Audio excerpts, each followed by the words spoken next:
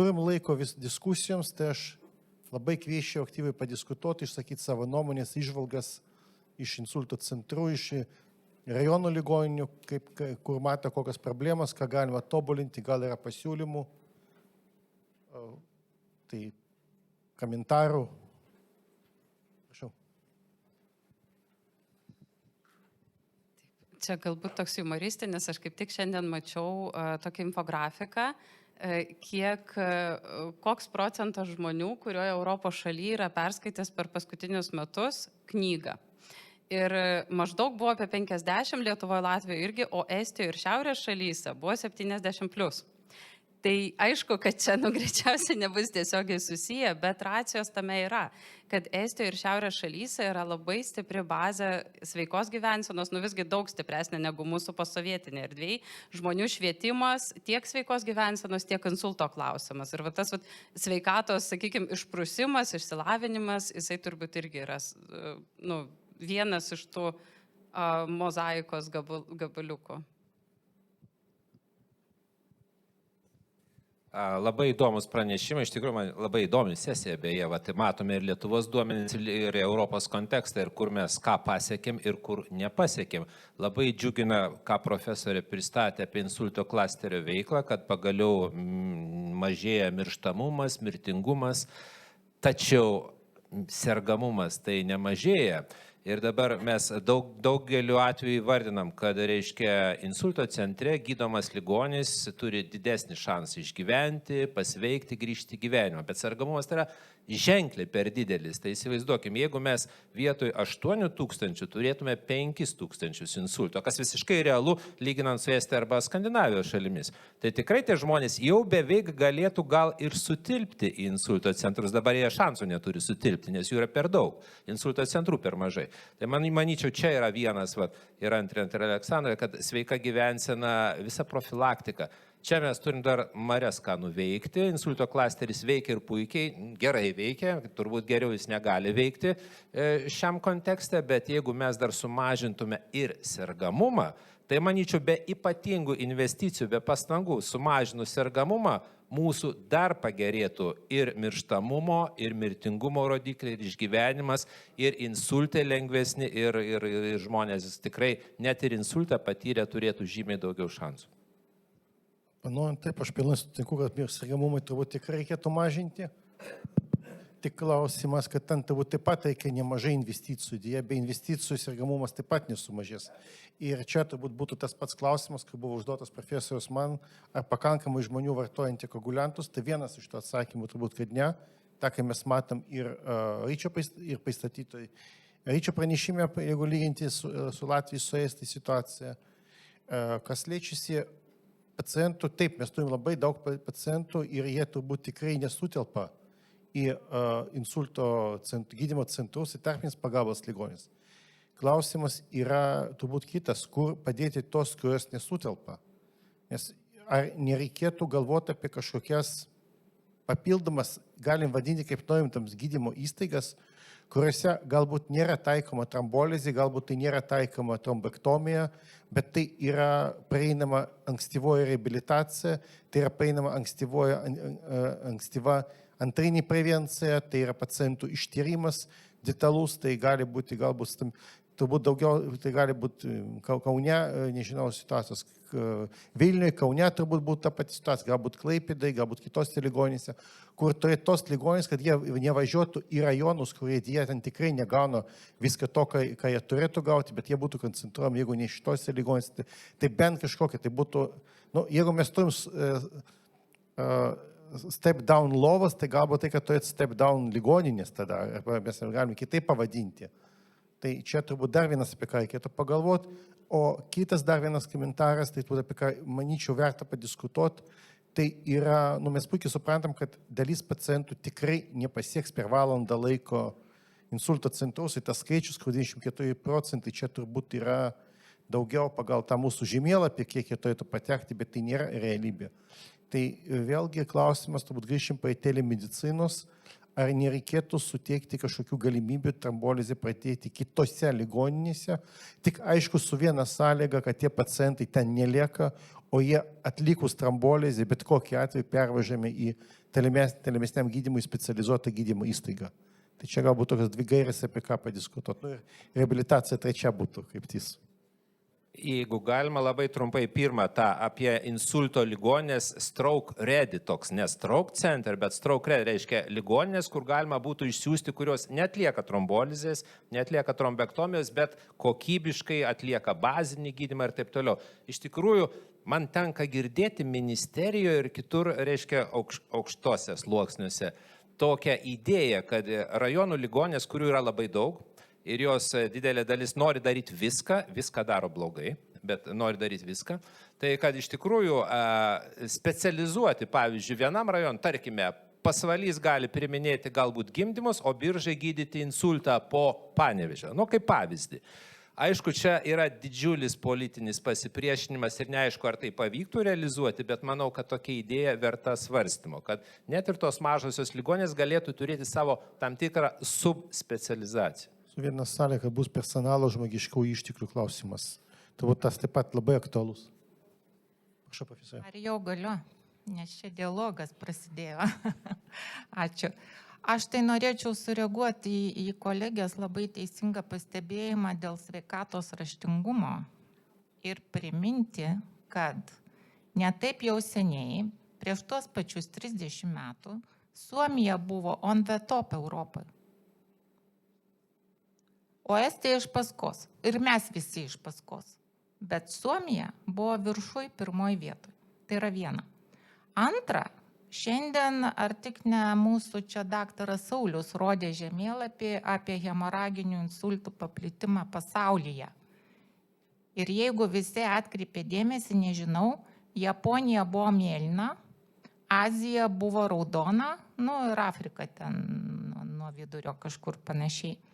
Tai čia yra vėlgi kaip atspindys to, kad prieš tą patį 30, nu gal daugiau metų, Japonija pasižymėjo vienu iš aukščiausių sergamumų, mirtingumų ir taip toliau nuo hemoraginio insulto. Ir tas buvo siejama su dieta, gausia druskos ir iš to sekančių aukštų kraujo spaudimu. Tai vėlgi yra kas? Yra sveikatos raštingumas, yra gyvensena, sveika gyvensena, apie kurią mes tik pradedam kalbėti, retai kalbam ir žinom, kokie yra ligoniai. Sako, aš negeriau vaistų ir negersiu, aš rūkiau ir rūkysiu ir eina rūkyti, arba jį veža rūkyti, nu ir panašiai. Nu taip, a ne taip.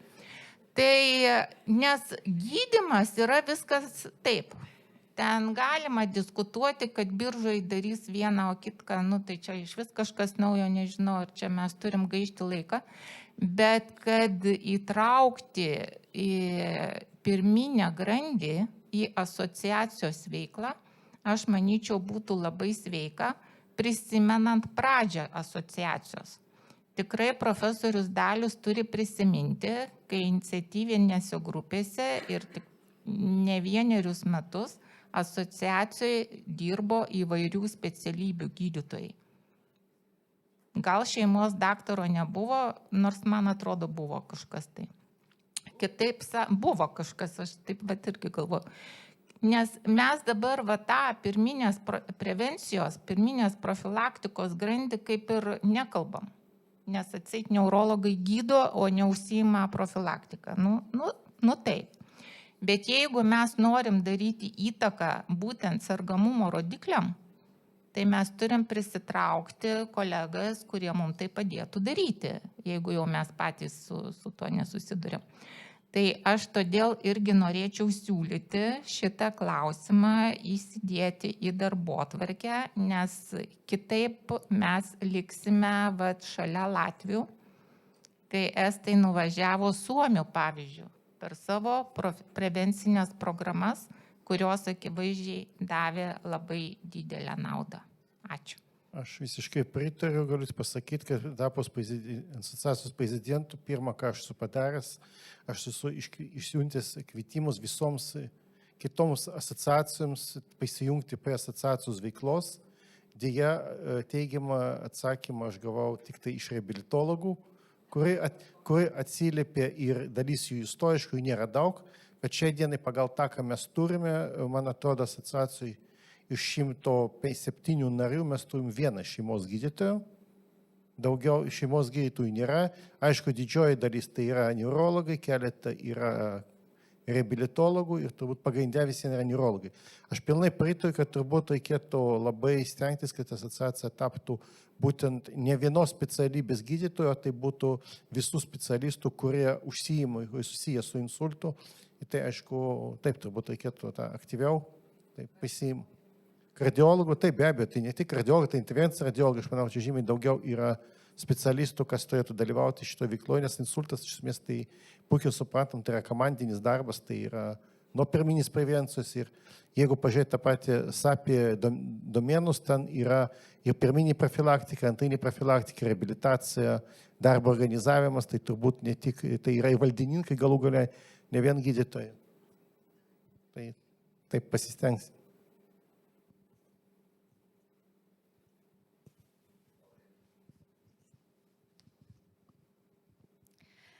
Sveiki, aš dar turiu tokią mintį ir porą klausimų. Kaip ir mes kalbėjome, kad insulto pacientai turi būti gydomi insulto centre, nes išeitys yra geresnės, čia kaip ir diskusijos turbūt nėra. Bet pavarčius tuos tyrimus ir bandant ieškoti, kodėl tos išeitys geresnės ir matant, kad galbūt tai lemia ankstyva reabilitacija, geresnė slauga, tiesiog aktyvesnė bazinių rodiklių korekcija, tokių kaip kraujospūdis, temperatūra, koaguliogramos rodikliai. Man tiesiog yra gal ne iki galo aišku, ar su esamais resursais, turint jau ligoninės ir personalo tenais, ar nėra įmanoma pakelti to žinių lygio, kvalifikacijos tų gydytojų ir personalo. Kad mes išsiųsdami pacientus į kitą ligoninę žinotume, kad į geras rankas atiduodam. Galbūt reabilitologo įdarbinimas arba slaugos personalo apmokymas būtų greitesnis sprendimas, ar tai yra nerealu?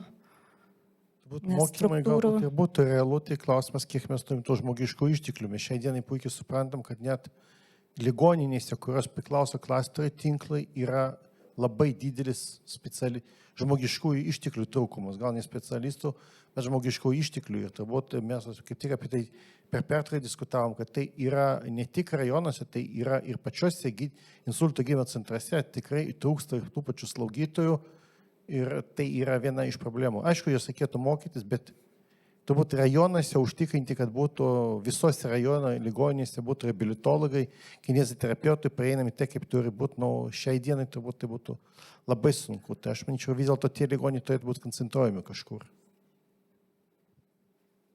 Ir dar, ką pradėjus Aurelija kalbėti, aš prisimenu vieną jos pasiūlymą, taip pat, galbūt ne visame pokalbė, tai yra dėl tam tikrų darbo grupių organizavimo pačios asociacijos viduje, tai turbūt tas taip pat būtų verta dėmesio, tik aišku, jeigu būtų daugiau specialistų, skirtingų specialybių, tikrai būtų galima apie tai kalbėti.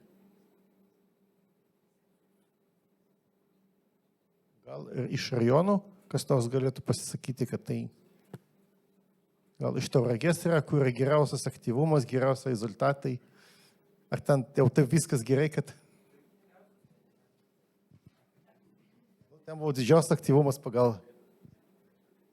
Tai labai ačiū už gražius pristatymus ir tikrai gražias įžvalgas. Ir mes turbūt dirbam netokiam konceptualiam lygmenį, kaip kad vyko diskusija. Turbūt mūsų problemos yra ne pirminis sergamumas, bet labiau organizacinės bėdos susijusios su pačio ūmaus insulto gydymo visais dalykais. Ir kai kurie duomenys iš insultų centrų, ypatingai turbūt iš Klaipėdos, apie trombektomijų skaičių, jie turbūt gerokai įsiskiria iš bendro konteksto lyginant su kitais didžiaisiais miestais, ypatingai su Vilnium ir Kaunu. Ir tas dalykas bent jau mums kaip tarpinės pagalbos ligoniai ypatingai yra jaučiamas ir tas pojūtis yra per tikrai didelį skirtumą paslaugų prieinamumui. Ir dažnai tenka dabar važinėti į Palangą ir tiesą sakant, pakeliui važiuojant ir galvoju vieną tokį paprastą dalyką.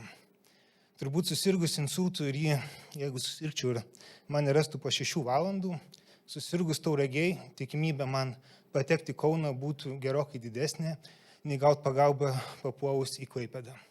Ir šitas dalykas yra rimtas pareiškimas ir tai yra bėda, kuri mūsų tiek su profesorium Vaidu Matijošaičiu, tiek su docentu Vilionskiu nekartą buvo kalbėta, kad mes turim didelę bėdą su perfuziniu gydymu po 4,5 ar 6 valandų, turim didelę bėdą su trombektomijom, turim didelę bėdą su trombektomijom gyvybę gelbstinčiam iš arterijos bazileris ir panašiai. Tų atvejų nėra daug, bet kiekvienas atvejis iš principo yra svarbus. Ir va šitoje vietoje nežinau, ką mes turim iš Klaipėdos atstovų. Turbūt yra geriausias iliustruojantis pavyzdys, kad tam tikras regionų skirtumas jis yra ypatingai dabar turintis didelį atotrūkį. Ir darbo grupės turbūt turėtų ne tik konceptualų dalyką vertinti, bet tuo pačiu ir peržiūrėti darbuotojus, peržiūrėti specialistus, kurie eina į tam tikrus didžiuosius centrus dirbti, kurie yra vedantis tų centrų lyderiai ir prisiema atsakomybę už to centro funkcionavimą. Nežinau, kaip šitas dalykas jisai turėtų būti realizuojamas. Tiesiog tai yra problema, kurią mes matom, kurią mes jaučiam, kuri mums trukdo kaip žmonėm, kuriem norim pagelbėti ir tiesiog kažkuriuo momentu galbūt pavyktų rasti šitos problemos sprendimą, ar tai įdėgiant telemedicinos dalykus, pavyzdžiui, vaizdų peržiūra, ką kalbėjom ne kartą, kad, pavyzdžiui, bendras PEX sistemos, ta prasme, sukūrimas ir konsultavimasis su, pavyzdžiui, ar Kauno klinikų, ar Santaros, ar Respublikinės Vilniaus universitetinės ligoninės specialistais, apeinant tam tikras ligoninės, tikrai nenoriu nieko įžeisti, bet problemos jos yra tikrai labai ryškios, galėtų spręsti tą problemą. Ir turbūt kai kurios iš jų sprendžiamos pakankamai tik organizacinių lygmenių ir tiesiog nereikalautų labai didelių investicijų, tiesiog būtų bendras apsisprendimo klausimas, kaip mes elgiamės. Tai tiesiog gal būtų galima šitą problemą taip pat peržiūrėti. Ačiū.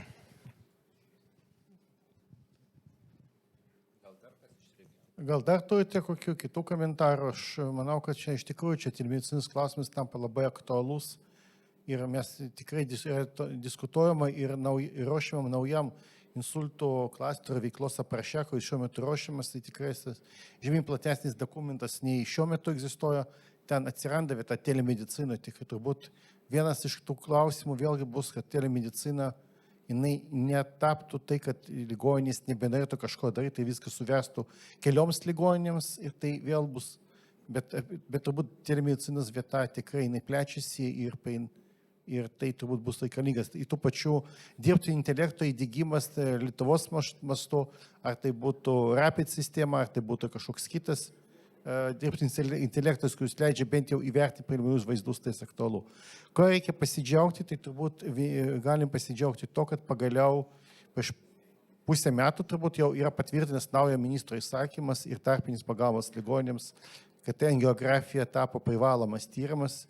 Ir jeigu anksčiau jau kalba, kad jos negali daryti, kad netoj sutarčių šiai dienai šito nėra, tai šito tyrimo prieinamumas žymiai padidėjo. Aišku, sekantis etapas tai yra kitaip perfuzija, nes tai tampa jau vėlgi standartiniu gydymu iki 9 valandų, bet tam sutarpti išimtimi ilgiau tiems pacientams, kuriems netinkama trombolizė. Bet tai yra labai aktualus. Taip, ačiū už komentarą. Galbūt dar būtų komentarų.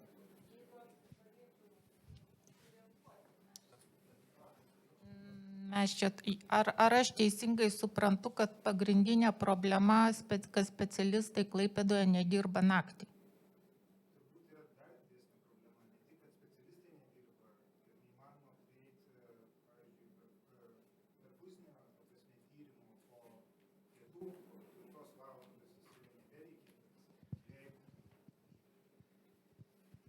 Ir, pavyzdžiui, perfuzija Klaipėdoje, jeigu mes, sakykime, turim pacientą po 4 valandos, mes jį, galvodami apie trombektomijos atlikimą, turim derinti su Kauno klinikų kaip artimiausių centrų, kuris galėtų tą dalyką padaryti. Ir šita problema įtęsės turbūt jau kokie 2 metai ir ypatingai patapo aktuali tada, kada atsirado galimybė daryti kitą angiografiją, identifikuoti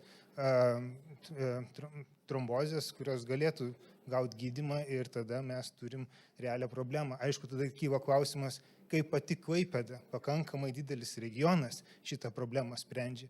kur jų visas šitas sprendimas ir kur tas skaudulys, kodėl jie vis dar su šitą problemą gyvena.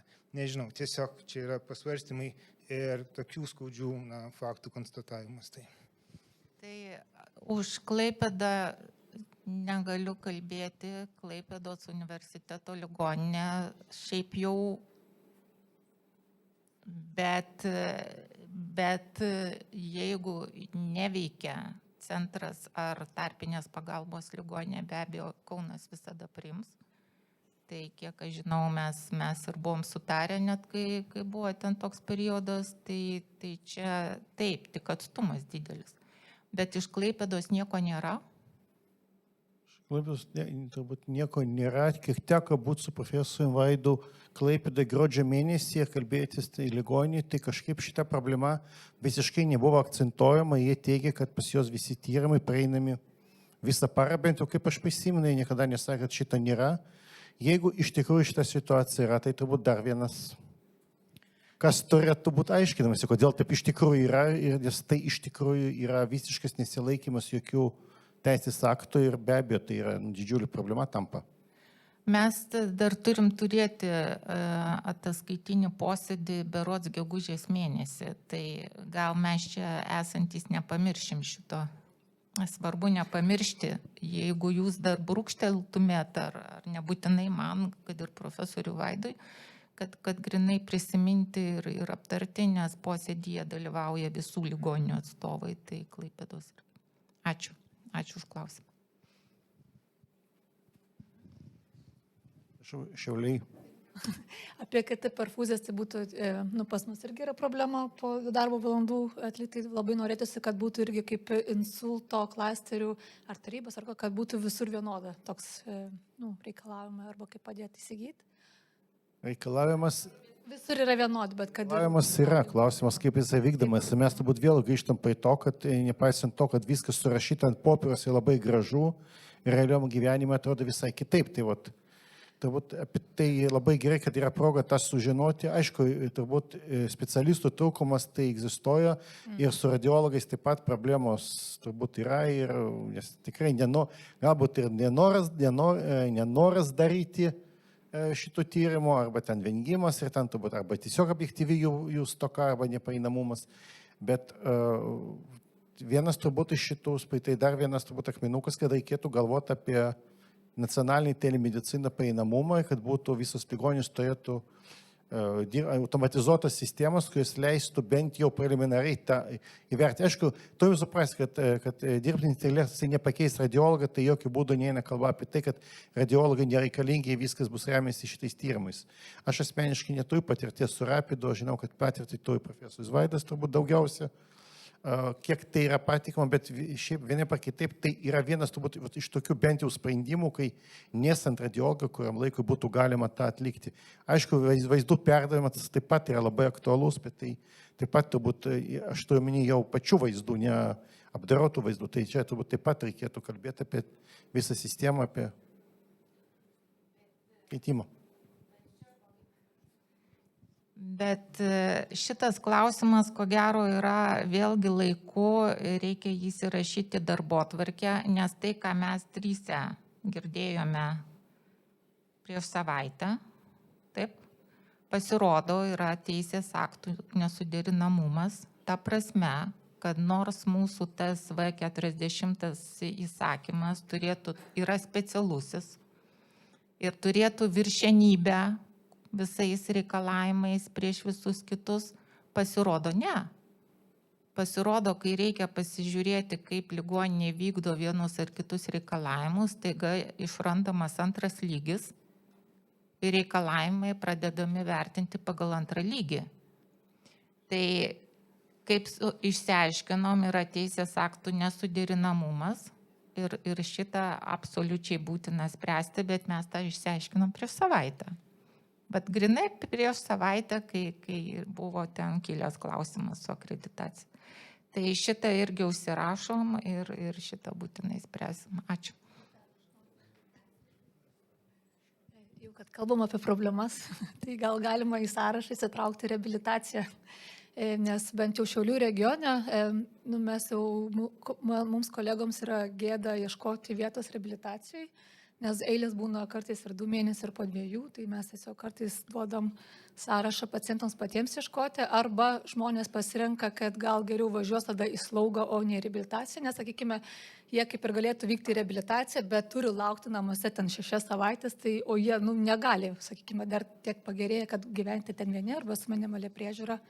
Tai nežinau, kaip patirtis kitose regionuose ir ar planuojama šitą problemą kažkaip spręsti, ar iškelti bent jau Lietuvos lygių.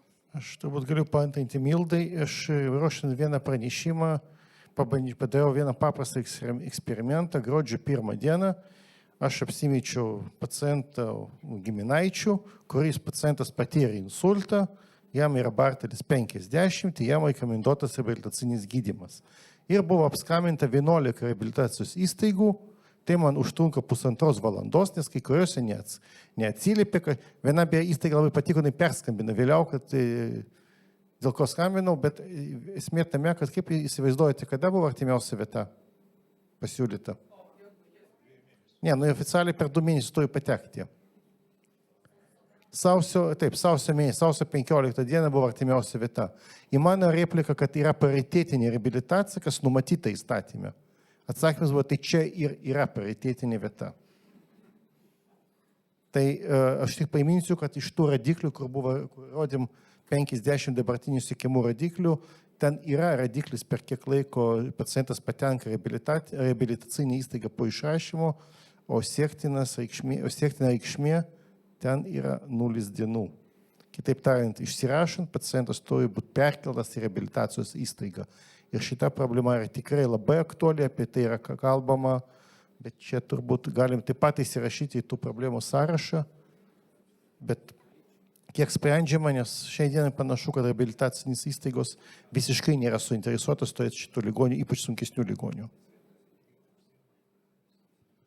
Aš gal trumpai grįšiu prie dirbtinio intelekto. Tai teko diskutuoti su radiologais tos rapid sistemos įvertinimu.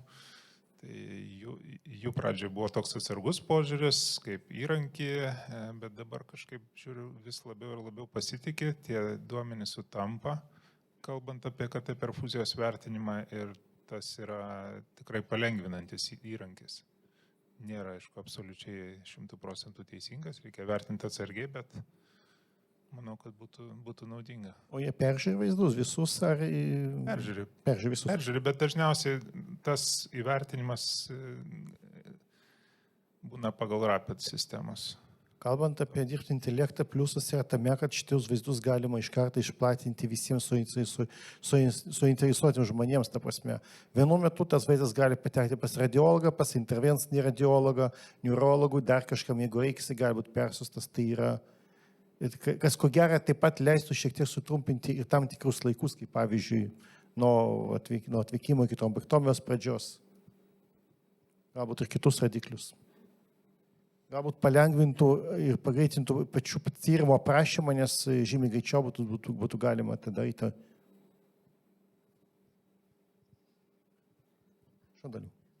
Jeigu nėra dar vieną tik tais tokį pagarsinimą, tokio optimizmo irgi, kad šiek tiek įlieti, turbūt gal kas girdėjote, gal ne, šiuo metu Lietuvoje yra rengiamas nacionalinis širdies ir kraujagyslių ligų planas. Jis yra faktiškai atliepintis Europos planui, saugių širdžių planas, kurio toks pirminis tas tikslas yra sumažinti mirtingumą nuo širdies ir kraujagyslių ligų 25%. Čia įskaitant insultą, nes insultas yra širdies ir kraujagyslių ligų dalis pripažįstama. Tai jis yra svarstomas, jį palaiko ten, reiškia, kaip ir vyriausybė, palaiko labai stipriai investuotojų formas, daug kas palaiko. Ar jis bus patvirtintas? Nuo 27 metų, 27-36 metai. Tai jeigu jis būtų patvirtintas, tai jau būtų labai aiškus uždavinys. 25% sumažinti mirtingumą yra didelis dalykas, čia nėra lengva. Tai čia įeina ir reabilitacija, ir pirminė profilaktika, ir sergamumo mažinimas, viskas įeina. Bet aišku, jam reikia didelių investicijų. Va čia yra pagrindinis mano požiūrių rizikos momentas.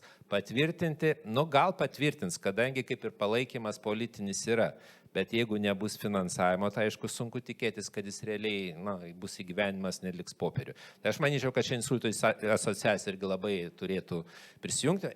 Neurologų asociacija Lietuvos jau ten egzistuoja, visur kviečia, visur kalbasi ir insultą prijungsim ir taip toliau. Tai jeigu tas bus priimta, nes dabar debatai vyksta, tai gal turėsim šansą tą insultą dar truputį kilstelti aukštyn.